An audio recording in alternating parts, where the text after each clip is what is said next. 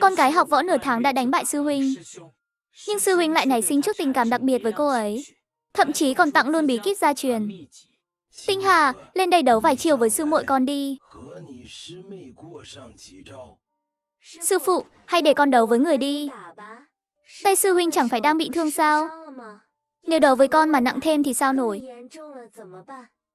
Cô nghiêng đầu liếc nhìn Trình Tinh Hà. Dù là sư huynh, nhưng Trình Tinh Hà thực ra còn nhỏ hơn cô một chút. Lại đang bị thương. Bản thân mình có ngón tay vàng, sợ lỡ không khống chế được sức, thì đúng là tội lớn. Đồ đệ nghịch ngợm này, mới vào sư môn chưa bao lâu, đã muốn so tài với sư phụ ta rồi hả? Con còn kém xa lắm. Sư muội, mời. Vậy nhờ sư huynh chỉ giáo nhé. Đến nước này rồi, cô chỉ còn cách khống chế lực đạo, để không làm tổn thương sư huynh và chính mình. Nếu lỡ sức mạnh không đều, nhất định phải nhắc sư huynh ngay nhé. Giờ con là hạt giống duy nhất của sư phụ rồi. Không được để bị thương đâu. Kể từ lần đầu Trình Tinh Hà thử sức với Giang Cảnh, bị cô áp chế ngược lại, anh đã để tâm đến thực lực của Giang Cảnh. Không chỉ một lần muốn đấu lại để thử xem. Tinh Hà, cẩn thận đừng khinh địch đấy. Giang Cảnh đương nhiên cũng nhận ra ý đồ của Trình Tinh Hà. Nhưng lần trước cô đã thấy anh ấy lợi hại thế nào. Dù biết mình khỏe hơn, cũng chẳng dám xem thường, chỉ tập trung hết sức ứng phó. 10 phút sau, hai người ngã lăn ra đất. Trình Tinh Hà tay bị thương, chủ yếu dùng chân và cánh tay. Còn Giang Cảnh thì dùng toàn sức mạnh thô, đè Trình Tinh Hà xuống đất. Xong rồi. Con bé đánh thắng được sư huynh con. Thời gian qua không uổng phí tập luyện. Chỉ trong thời gian ngắn thế này mà đã đạt được thành quả tốt vậy. Không hổ là đồ đệ ta kỳ vọng bội thu. Tư chất và ngộ tính thế này, ai dám bảo con lớn tuổi. Học võ muộn chứ. Đúng là mắt nhìn của ta tốt thật. Xem ra lần thi đấu võ thuật này cuối cùng không chỉ là đi cho có lệ. Tập luyện cho tốt, ta, Lô Kỳ Phong, nhất định sẽ đào tạo con thành đại tông sư xuất sắc trong giới võ thuật. Sư phụ, từ từ đã. Người nói hơi quá rồi đó. Con chỉ dựa vào sức mà thắng thôi. Thắng bằng sức cũng là thắng. Con có thiên phú về sức mạnh trời ban. Đó chính là bản lĩnh của con. Đừng tự coi thường mình. Giang Cảnh cười nhẹ nhàng. Cô không biết rằng với độ tuổi như cô bắt đầu học võ, mà đạt được thành quả thế này trong thời gian ngắn, đã là nghịch thiên rồi. Nói ra chắc chẳng ai dám tin. Sau buổi luyện võ lần này, Lô Kỳ Phong đắc ý lắm. Tối đó, bạn thân Lý Nam Thông đến tìm ông uống trà. Ông lập tức kể ngay thành quả hôm nay cho Lý Nam Thông nghe. Tinh Hà từ nhỏ học trường pháp. Công phu chủ đạo của nó nằm ở đôi tay và thân pháp linh hoạt. Giờ tay bị thương, thực lực coi như giảm mất một nửa. Ông để nó đấu với Giang Cảnh. Giang Cảnh thắng thì có gì đáng kể. Ông không tự tay dạy nó. Ông không hiểu đâu. Điều đáng sợ nhất của con bé này là tốc độ tiến bộ. Nó mới học võ bao lâu đâu mà đã vượt qua Tinh Hà nửa chiêu. Thiên phú thế này, dù giờ chưa đủ, sau này chắc chắn sẽ được. Phải mất bao lâu chứ? Ông cũng biết mà, mỗi người học võ đều có giai đoạn tiến bộ thần tốc. Có khi mấy ngày này nó tiến bộ nhanh, nhưng mấy ngày sau sẽ dậm chân tại chỗ. Trường hợp này chẳng phải chưa từng có. Đúng vậy, nhưng ta thấy được tiềm năng của nó. Ta cảm thấy nó khác với người thường. Lý lao đầu, lần này ta thật sự nghĩ nó có khi còn mang được chức vô địch về đấy. Ông nghiêm túc sao nổi. Trước đây còn thắng ta, chỉ toàn dựa vào sức thôi. Giờ đã thấy được kỹ thuật nhiều hơn. Tiến bộ không tệ. Toàn nhờ sư huynh dạy tốt. Nếu không có sư huynh cố ý để lộ chiêu khi đấu, con chẳng thể nào trong thời gian ngắn nâng cao kỹ năng đối chiến được. Sư huynh, mai con đến sớm chút. Chúng ta lại đấu một trận như hôm nay nhé. Mai em là không được. Anh phải về Tương Giang rồi. Gặp lại sau nhé. Phải đợi đến lúc con đi thi đấu ở Tương Giang mới gặp lại. Giang Cảnh khựng lại một chút. Trình Tinh Hà là người Tương Giang sao? Đến đây chỉ để ở cùng sư phụ Lô Kỳ Phong qua năm. Việc về lại cũng đã định sẵn từ trước. Dù không ngờ ngày trôi nhanh thế này, nhưng cũng nằm trong dự liệu. Vậy lần sau gặp lại, con sẽ lại thỉnh giáo sư huynh. Trình Tinh Hà đôi mắt phượng hơi cụp xuống. Anh sắp đi rồi. Mà Giang Cảnh cứ nhẹ nhàng như gió thoảng vậy, chỉ nói một câu tiễn biệt là xong sao? Trong khoảng thời gian này, anh đã tận mắt chứng kiến quá trình luyện tập của một thiên tài võ học, mà trong đó còn xen lẫn chút cảm xúc khác. Nhưng anh cũng không rõ trong lòng mình, có phải vì từng chứng kiến lần chia tay trước, nên mới đặc biệt quan tâm đến sư muội mới này. Dù sao anh cũng là sư huynh của em chẳng buồn chút nào sao? Chẳng lẽ anh làm sư huynh em luyện chiêu thế này là uổng phí? Cũng đâu phải không gặp lại. Sao phải buồn bã dính dốc chứ? Vậy mai em có đến tiện anh không? Mai em còn phải đi làm nữa. Sư huynh cứ tự đi nhé. Đừng đi thuận gió nha. Giang Cảnh giờ đang bận giết lợn tích điểm đây. Gần đây ngoài đi làm, cô còn phải luyện võ rồi học hành nữa. Thời gian kín mít, cái nào cũng gấp gáp. Đâu rảnh mà để ý mấy chuyện này. Trình Tinh Hà chào Lô Kỳ Phong một tiếng, rồi quay người rời khỏi phòng tập. Về nhà, Trình Tinh Hà đứng yên cúi đầu suy nghĩ. Còn nhìn gì nữa, người đi rồi kìa. Gần đây con quan tâm sư muội này lắm nha. Ép đến tận khuya luôn.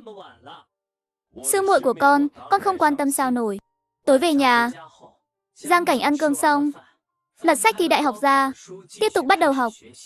Cô là người đã nói là làm, đã bảo sẽ thi đại học.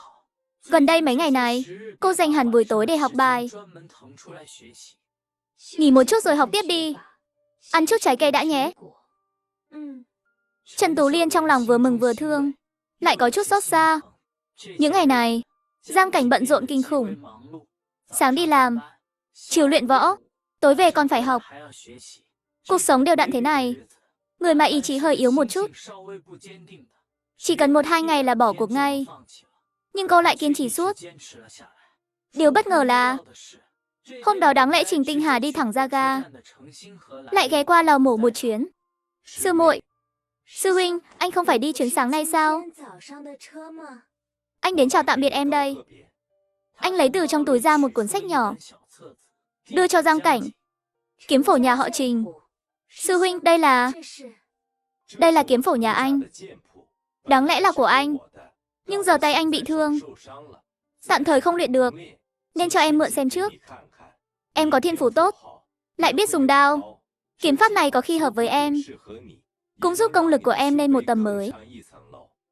Trình Tinh Hà giọng điệu thoải mái, thần thái cũng ung dung tự tại, như thể cuốn kiếm phổ này chẳng đáng gì. Thật sự là kiếm phổ luôn. Con mong có một cuốn kiếm phổ từ lâu rồi. Không ngờ sư huynh lại cho con mượn thật. Cảm ơn sư huynh nhiều. Đợi đến lúc con thi đấu ở Tương Giang, con sẽ trả lại cho anh sau. Con gái ngày đầu đi học đã bị bạn bắt nạt. Mẹ xông vào trường, phát hiện ra là kẻ thù cũ. Giận quá, cô điên cùng tát đối phương mấy cái. Em cứ luyện tập cho tốt là được. Lần sau em đến Tương Giang, anh nhất định sẽ đấu với em vài chiêu. Nói xong, anh ra hiệu cho Giang Cảnh đi làm tiếp. Trong lòng lại dâng lên một dòng không rõ. Tại sao trước khi đi lại tặng Giang Cảnh cuốn kiếm phổ? Những ngày qua, mỗi lần nhìn sư muội này, tâm trạng anh đều rối bời. Cuốn kiếm phổ này là tuyệt học nhà họ Trình. Trước đây sư muội Trình Phương anh muốn, anh cũng không cho, giờ lại đưa cho Giang Cảnh. Nhưng anh chẳng hề hối hận. Bên này Trình Tinh Hà vừa rời đi, bên kia Giang Cảnh nhận được điện thoại từ trường. Nghĩ Nhiệm Nhiệm gặp chuyện gì đó, lập tức lao ra ngoài, chạy một mạch đến trường. Xảy ra chuyện gì vậy? Còn xảy ra gì được nữa? Con gái ngoan của cô đánh con trai tôi. Cô xem mặt nó bị cào xanh đỏ thế này. Cô làm mẹ kiểu gì mà còn dám hỏi xảy ra chuyện gì? Giang Cảnh nhíu mày. Tổng cảm thấy giọng nói này hơi quen quen, rồi mới nhận ra người lên tiếng là Lý Phượng Đình. Sao lại đụng phải cô ta chứ? Mấy hôm trước cô còn nghĩ tốt nhất đừng gặp người đàn bà này, kẻo lại rước thêm rắc rối. Không ngờ tránh không nổi. Chuyện gì muốn tránh lại y như rằng gặp ngay. Nhiệm Nhiệm, con kể mẹ nghe chuyện gì xảy ra. Mẹ không tin lời họ. Nhiệm Nhiệm mắt hoe đỏ, nhưng không khóc, nhỏ giọng kể lại đầu đuôi sự việc. Lý Phượng Đình là kiểu người bênh con mù quáng, kéo cả giáo viên vào, nhất quyết đòi Niệm Niệm và Giang Cảnh giải thích. Thầy giáo lần đầu tiên gặp phải phụ huynh ngang ngược thế này. Đã nói mấy lần rằng con trai cô ta ra tay trước, nhưng vẫn không khuyên nổi. Cuối cùng đành gọi Giang Cảnh đến. Giang Cảnh nghe xong đầu đuôi, đùng đùng nổi giận. Cô lạnh lùng nhìn Lý Phượng Đình. Quả nhiên, gặp Lý Tố Cầm và con gái cô ta chẳng có chuyện gì tốt đẹp. Thầy ơi, Niệm Niệm nhà em vừa kể em nghe rõ ràng mọi chuyện rồi. Em hiểu chuyện này rồi. Không phải lỗi của Niệm Niệm nhà em. Cái gì mà không phải lỗi của Niệm Niệm nhà cô? Giang Cảnh, cô nói rõ xem nào. Mặt con trai tôi bị thương thế này, chẳng lẽ là giả sao? Cô có ngang ngược thì ngang ngược. Mắt cô không mù chứ? Nếu không phải tiền Tiểu Long nhà cô cướp bùa bình an của Niệm Niệm, thì Niệm Niệm nhà tôi có cao nó không? Theo tôi thì còn cao ít quá. Phải thêm vài vết nữa, để mấy đứa không được dạy dỗ tử tế. Nhớ lâu một chút. Giang Cảnh giọng bình thản, đứng chắn trước mặt Niệm Niệm, đề phòng Lý Phượng Đình và thằng nhóc mất dạy kia.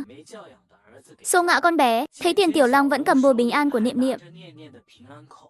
Cô trực tiếp giật lại từ tay nó. Đây là của Niệm Niệm, là đồ của con tôi. Con trai tôi cầm một chút thì sao? Các thầy cô chưa biết đâu nhỉ? Giang Cảnh là vợ em trai tôi. Tính ra tôi là em dâu nó. Chúng tôi là người một nhà.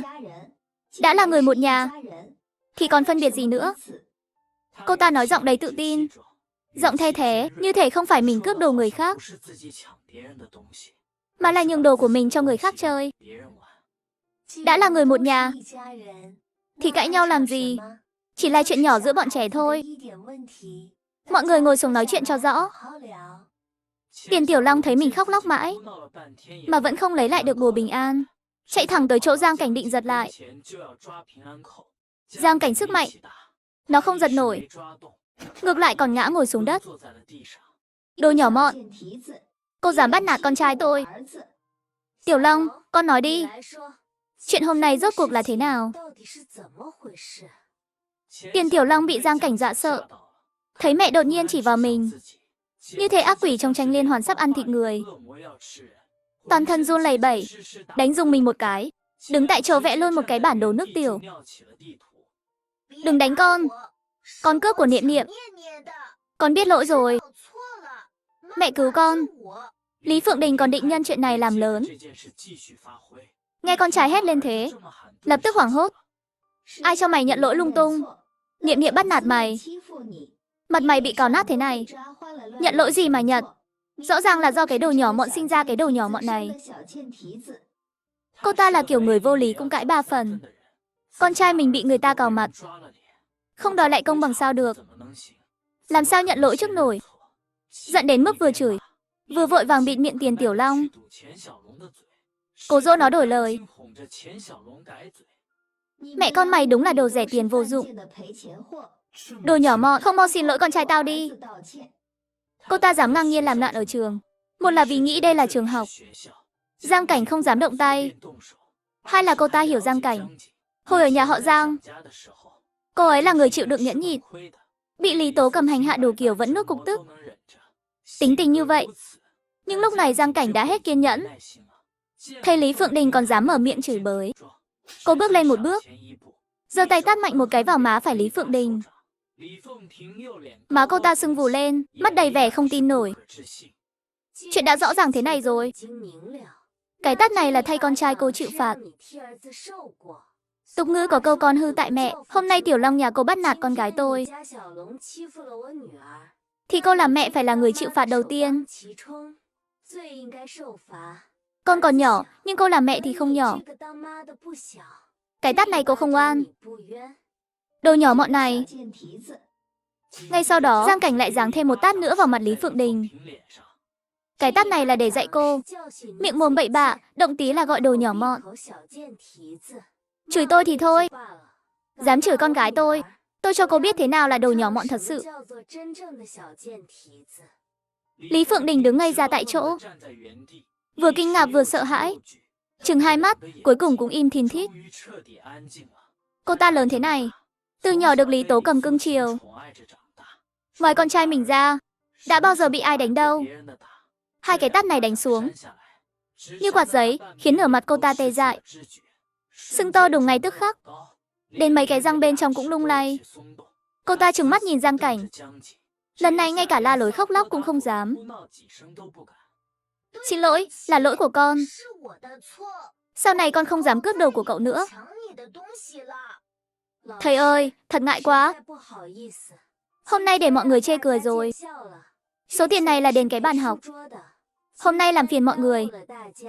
Phần tiền thừa này coi như lời xin lỗi của em. Mọi người mua nước uống nhé. Cô giáo chủ nhiệm định từ chối, nhưng bị Giang Cảnh thuyết phục. Cuối cùng cũng nhận lấy. Xong xuôi chuyện ở trường, Giang Cảnh không để Niệm Niệm ở lại trường nữa. Xin phép giáo viên cho nghỉ, dắt con bé đến quán ăn quốc doanh gần đó. Niệm Niệm lần đầu tiên thấy mẹ mình cứng rắn với người ngoài thế này. Đôi mắt long lanh to tròn, như muốn lấp lánh ánh sao. Ánh nhìn đầy ngưỡng mộ. Thỉnh thoảng len lén liếc nhìn mẹ. Người phụ nữ một lòng chuyên tâm giết lợn, lo cho con gái đi học. Ba mẹ chồng độc ác lại mò đến đòi tiền.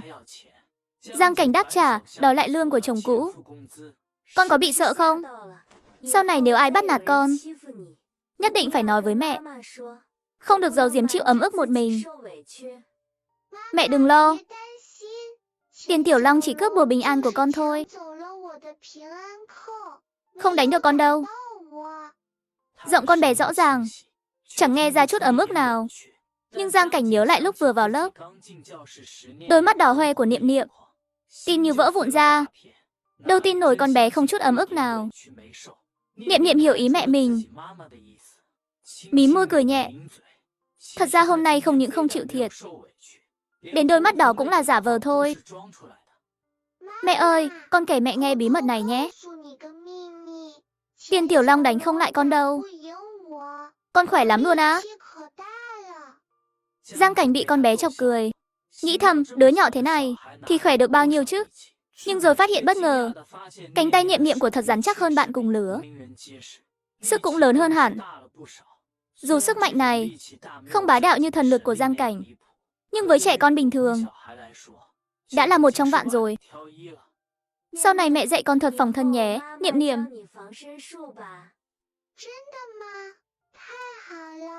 Vậy sau này Niệm Niệm cũng có thể như mẹ bảo vệ con.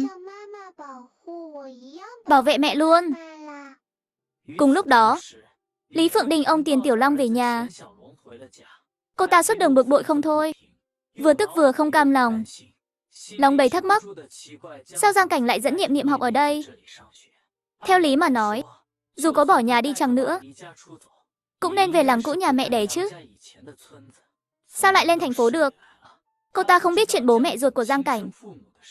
Giận dữ bước vào nhà. Đúng lúc gặp Lý Tố Cầm đi ra. Lý Tố Cầm giờ đang ở nhà cô con gái út Lý Phượng Đình. Nhưng bà ta không tự nguyện đến đây. Trời ơi là trời! Phượng Đình, con yêu của mẹ. Mặt con sao thế này? Còn sao nữa? Đều là nhờ cái con dâu ngoan của mẹ ban cho. Nó đánh đấy, Lý Phượng Đình tức không chịu nổi, nghiến răng kể lại chuyện hôm nay. Đồ nhỏ mọn trời đánh này, một mình dẫn con bỏ nhà đi, đến Tết cũng không về hầu hạ. Tôi là mẹ chồng nó, giờ còn dám đánh cả em chồng nữa. Đồ nhỏ mọn này còn biết trời đất gì không? Con gái ngoan của mẹ, con yên tâm, đồ nhỏ mọn này không tung hoành ngoài kia được lâu đâu. Đợi nó về nhà, mẹ cho nó biết tay. Mẹ còn mong nó về sao nổi. Người ta cho Niệm Niệm học tiểu học ở đây rồi, chắc chắn không định quay lại đâu. Món nợ này con đợi mẹ trả chắc không kịp. Lý Tố Cầm nghe xong cũng thấy lạ trong lòng. Đồ nhỏ mọn này lẽ nào thật sự không định về? Nhưng nó chưa ly hôn với Tưởng Duyệt mà. Hay là Tưởng Duyệt đồng ý cho nó dẫn con ở lại thành phố, sau này tách khỏi nhà mình? Biết ngay nó chẳng phải thứ tốt lành gì. Hóa ra lừa Tưởng Duyệt để lên thành phố sống. Đồ trời đánh này cho Niệm Niệm đi học, chắc chắn tốn không ít. Đồ nhỏ mọn đó xài tiền của Tưởng Duyệt cho, chẳng phải tiền của con sao? Mẹ chịu được à? Lý Tố Cầm đương nhiên không chịu nổi. Nếu Giang Cảnh không bỏ nhà đi, số tiền bà ta đang cầm đã phải nộp hết cho bà từ lâu. Bà ta xót đến nghẹt thở. Nhìn sang Tiền Tiểu Long bên cạnh, mặt vẫn còn vết cào, càng thêm tức điên. Sáng hôm sau, Giang Cảnh đang giết lợn, loằng thoáng nghe tiếng chửi bới ngoài lò mổ. Đồ nhỏ mọn trời đánh kia, còn biết trời đất gì không? Mọi người làm ơn làm chứng cho bà già này. Con dâu tôi mặt dày, cuộm hết tiền nhà tôi, dắt con gái lên thành phố ăn sung mặc sướng, rồi quẳng tôi, mẹ chồng nó, ở nhà. Đến Tết cũng không thèm hầu hạ. Hôm qua còn quá đáng hơn. Chỉ vì bọn trẻ cãi nhau tí, nó quay ra đánh sưng mặt em chồng luôn. Con dọa không cho con bé đi học. Đồ trời đánh. Mọi người mau đến phân xử giùm tôi. Thật đầu Giang Cảnh tưởng mình nghe nhầm. Nghĩ sao nổi tiếng Lý Tố Cầm lại vang lên ở đây. Cho đến khi người trong lò mổ chạy vào nói: Cô Giang, cô ra xem đi. Người ngoài kia bảo là mẹ chồng cô đang la lối chửi cô kìa. Giang Cảnh tức đến bật cười. Bà già mặt dày này, cô chưa tìm bà gây phiền, bà lại dám mò đến đây chửi cô. Đợi bà chửi chán thì kéo bà vào đây. Đừng để bà mất mặt ngoài đó. Thật là, Giang Cảnh giờ chẳng muốn vì một người không quan trọng thế này làm chậm việc kiếm điểm của mình. Cô quay sang dặn người trong lò mổ một câu. Thần sắc chẳng đổi, tiếp tục giết lợn. Trong lò mổ, giờ ai mà chưa nghe chuyện Giang Cảnh vì nuôi con, cật lực giết lợn kiếm tiền, nên chẳng ai tin lời Lý Tố Cầm. Lý Tố Cầm chửi một lúc chẳng ai ngăn. Thế là chẳng thèm chửi ngoài cổng nữa, xông thẳng vào trong lò mổ. Đi qua đi lại, mãi mới tìm được Giang Cảnh. Đứng ngay bên cạnh cô mở miệng chửi. Đồ nhỏ mọn kia, dám đánh con gái ta, còn lấy tiền nhà họ Tưởng sống sung sướng ngoài này. Định coi ta chết rồi sao? Mau trả tiền nhà họ Tưởng cho ta, không thì ta làm ầm cho người không yên. Làm việc không xong, ngươi không đến tìm ta, ta suýt quên mất. Từ lúc ta cưới Tưởng Duyệt đến nay, lương Tưởng Duyệt đưa ta người vở vét hết, ta chẳng giữ được đồng nào. Giờ ngươi nhắc chuyện này, vậy tốt, trả hết số tiền đó cho ta đi, đỡ cho ta phải chạy đi đòi. Đó là lương của con trai ta, dựa vào đâu mà đưa ngươi? Ngươi lấy tiền con trai ta cho con gái ngươi, đi cửa sau vào trường học, ngươi mới là kẻ phải trả lại ta. Giang Cảnh nghe xong cười lạnh một tiếng. Đúng là Lý Tố Cầm mặt dày, đến tiền của Niệm Niệm cũng muốn cướp. Rõ ràng là tiền cô tự giết lợn kiếm được, liên quan gì đến nhà họ Tưởng chứ? Được, ngươi không đưa ta, vậy ta tìm cha con nhà họ Tưởng tính sổ rõ ràng. Hôm nay ngươi dám đến đòi tiền, ta sẽ cho ngươi đòi đến rõ ràng. Giang Cảnh lười đôi co với bà ta, cầm con dao giết lợn, mặt lạnh như băng. Lý Tố Cầm vốn đã sợ, nghĩ cô sắp ra tay với mình. Không, thật ra bà ta cũng chột dạ.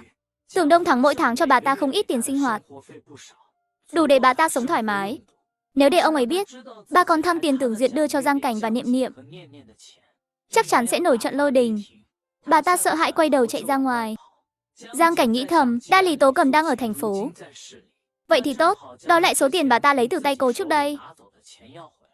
Số tiền đó là Tưởng Duyệt đưa cho cô, đều là tài sản trong hôn nhân, đợi ly hôn cũng có thể chia đôi. Cô thầm tính toán một chút, quyết định thứ hai sẽ tìm Lý Phượng Đình, nhờ cô ta dẫn mình đi gặp Lý Tố Cầm. Tối về nhà sau khi ăn cơm, hiếm khi cô không mở sách ngay, dắt Niệm Niệm ra khoảng trống gần khu nhà.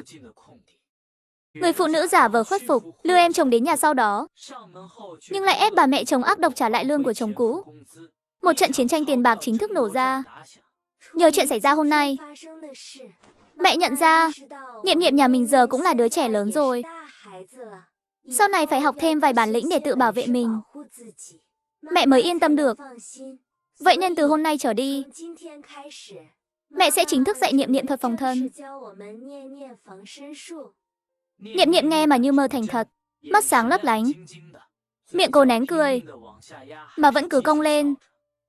Học võ là một quá trình vất vả. Đã quyết định học, thì mẹ hy vọng bạn nhỏ Niệm Niệm vượt qua khó khăn, học hành nghiêm túc, đừng phụ lòng mẹ khổ tâm dạy dỗ. Niệm Niệm gật đầu với mẹ. Một tiếng sau, Trán Niệm Niệm đã lấm tấm mồ hôi. Con bé còn nhỏ, nhưng trụ được 1 tiếng đã vượt xa dự đoán của Giang Cảnh. Giang Cảnh không muốn con bé ngay từ đầu đã thấy học võ khổ sở thế nào.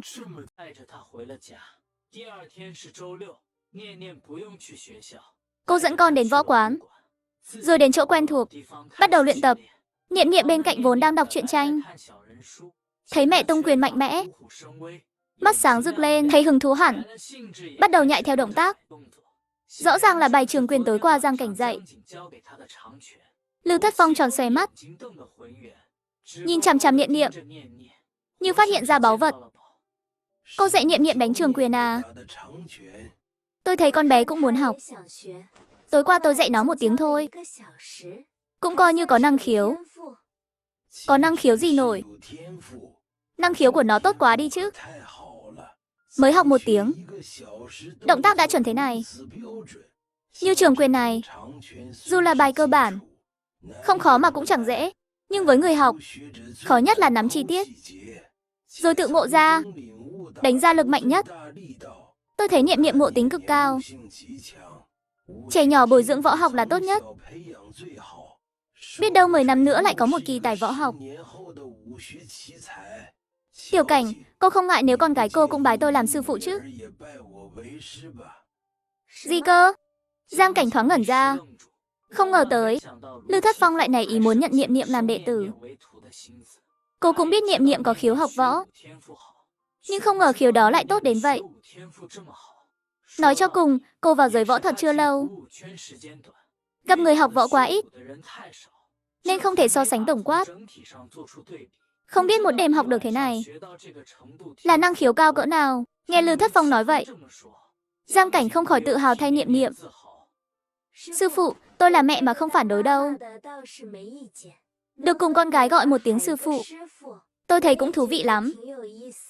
Nhưng Niệm Niệm lại thích đi học hơn, muốn nhận nó làm đệ tử. Phải hỏi ý nó đã. Giang Cảnh vui trong lòng, nhưng không muốn quyết thay Niệm Niệm. Bảo Lưu Thất Phong tự đi hỏi. Lưu Thất Phong nghe xong, thấy hơi khó xử. Ông và Niệm Niệm tiếp xúc lâu rồi, biết con bé thích đọc sách hơn.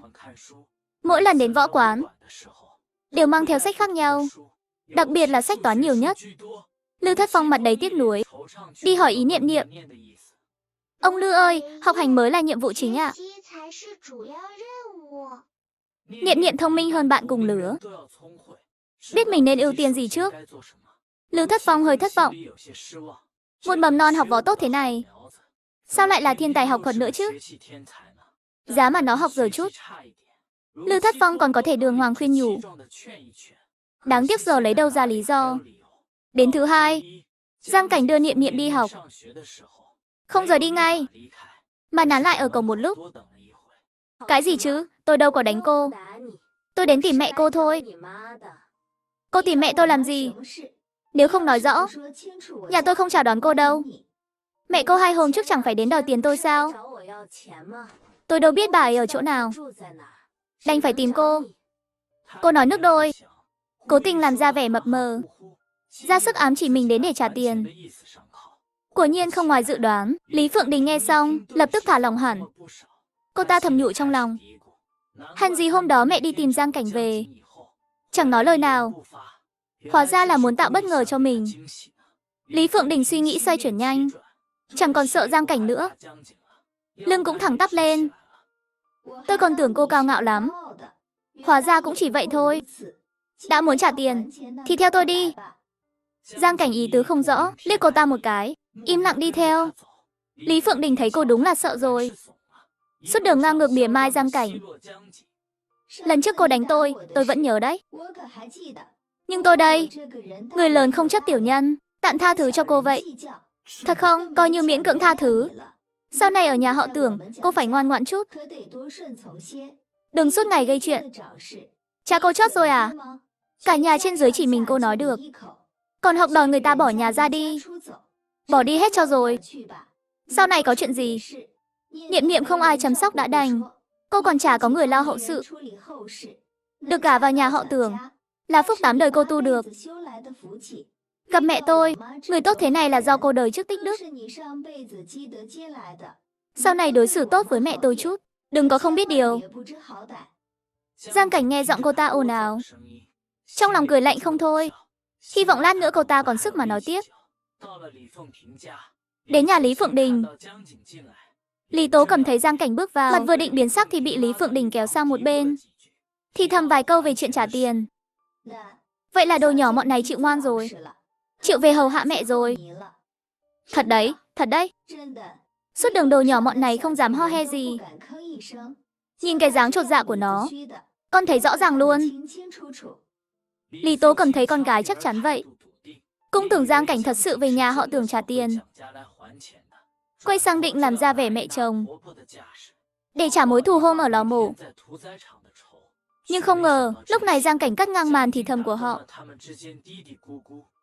Tôi đến lấy lại số tiền trước đây bà vơ vét của tôi. Giang Cảnh nói rõ ràng, ý tứ rành mạch, vừa nãy còn hớn hở, chuẩn bị dạy cho Giang Cảnh một bài học. Lý Tố Cầm và Lý Phượng Đình sững sờ. Giang Cảnh này, đồ nhỏ mọn kia, mày dám lừa tao? Lý Phượng Đình lập tức nhớ lại hai cái tát ở trường hôm trước, không dám hé thêm chữ nào.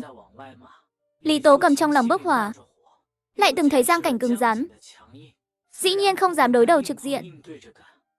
Trời đánh này, làm cái gì vậy chứ? Hôm đó tôi đến lò mổ tìm mày, mày cầm dao giết lợn dọa tôi, đến giờ tôi vẫn chưa hoàn hồn. Giờ mày lại mò đến đây, muốn lấy mạng bà già này sao? Bà già này rốt cuộc làm gì đắc tội mày, để mày ép bà chết thế này? Trên đời này còn đạo lý nữa không? Khóc ít câu đi. Trò này với tôi không có tác dụng đâu.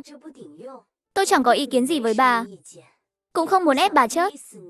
Nhưng số tiền bà vơ vét từ tôi, đó là của Tưởng Duyệt đưa cho mẹ con tôi, chẳng liên quan gì đến bà cả.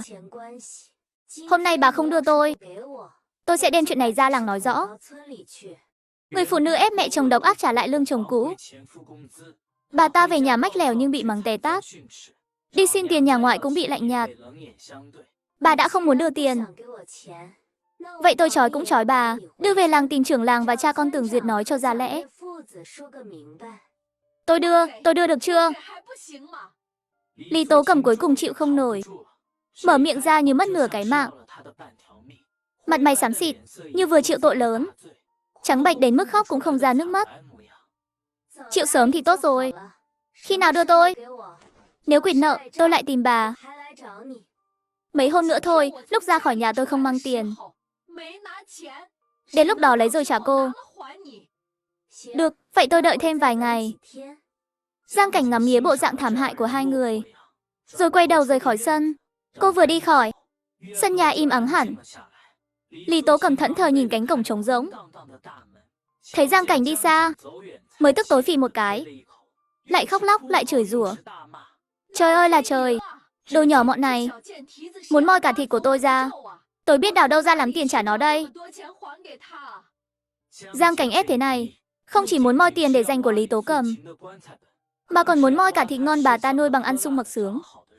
Bà ta vừa xót vừa hoảng. Con ơi là con, tôi biết tìm đâu ra tiền trả nó đây. Con mau nghĩ cách giúp mẹ đi. Đã bảo mẹ đừng để ý đến con, chú út ít nhiều cũng để dành được chút. Mẹ không chịu nghe. Giờ rắc rối tới rồi, con biết tìm cách đâu cho mẹ. Chi bằng mẹ lấy luôn mạng con cho xong. Lý Phượng Đình cũng đau lòng. Dù bình thường cô ta cũng được mẹ cho không ít, nhưng phần lớn chú út của Lý Tố Cầm cũng mất. Cô con gái này ngược lại lép vế. Quan trọng hơn, nhà cô ta là chồng giữ tiền, cô làm dâu bị quản chặt chẽ. Nếu để chồng biết cô nhà ngoại, chắc chắn sẽ ăn một trận đòn. Mẹ ở đây giờ cũng chẳng ích gì, chi bằng về nhà họ Tưởng cúi đầu xin lỗi, xem có xoay được ít tiền không.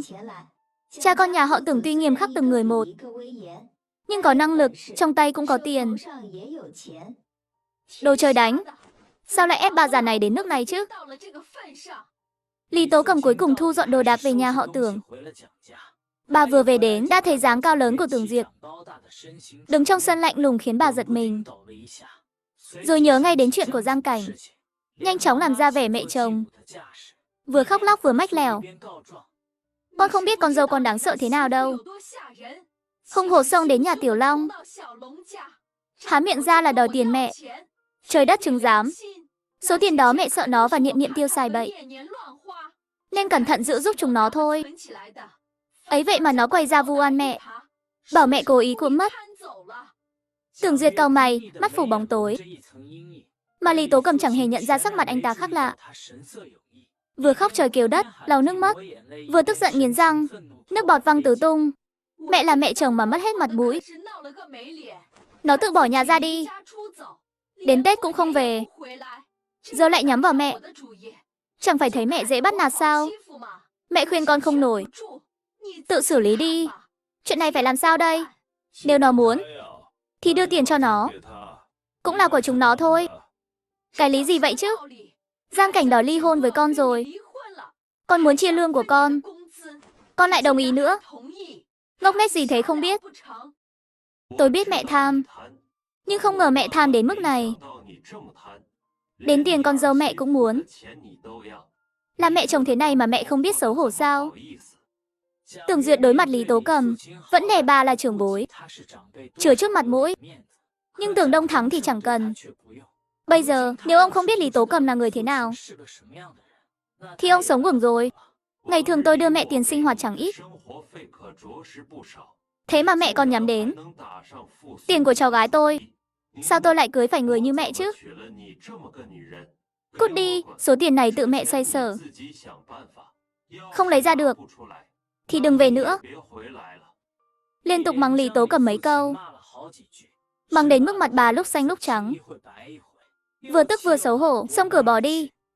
Số tiền này con đưa cho vợ con, rồi dỗ ngọt cô ấy về đi.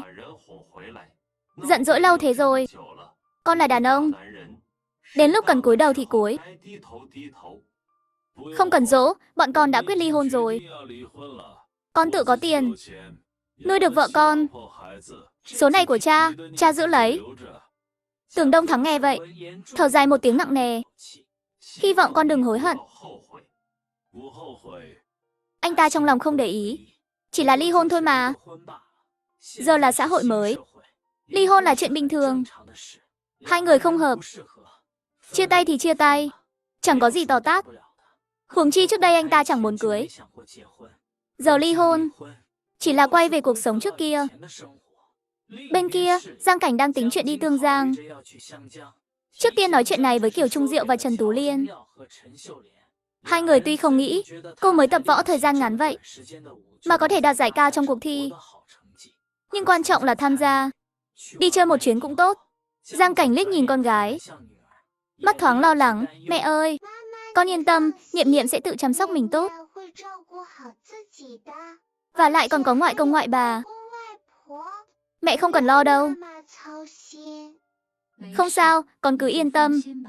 Chẳng lẽ con sợ hai ta ăn thịt Niệm Niệm chắc? Giang Cảnh nhìn bố mẹ trước mặt. Hai người này ngày thường quan tâm cháu gái còn hơn cả cô. Sắp xếp xong việc nhà, cô lại đến Lò Mổ xin ông chủ trương nghỉ phép dài. Nhưng rắc rối là đi Tương Giang thì không thể giết lợn. Hệ thống giết lợn của cô giờ chỉ dựa vào giết lợn để tích điểm. Trong đó bao nhiêu đồ tốt đều cần điểm để đổi. Không có điểm thì chỉ biết thèm thuồng. Đúng là trùng hợp thật. Tôi gần đây cũng định đi Tương Giang thăm sư huynh. Thời gian gần sát với cô luôn. Sư huynh tôi cũng làm nghề giết lợn. Lò mổ của anh ấy kinh doanh to hơn tôi nhiều. Cô mà đi Tương Giang, biết đâu còn gặp được nhau.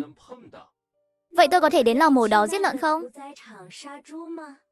Tất nhiên là được. Tay nghề giết lợn của cô tốt thế này, tốc độ lại nhanh, một mình cô bằng 5-6 người.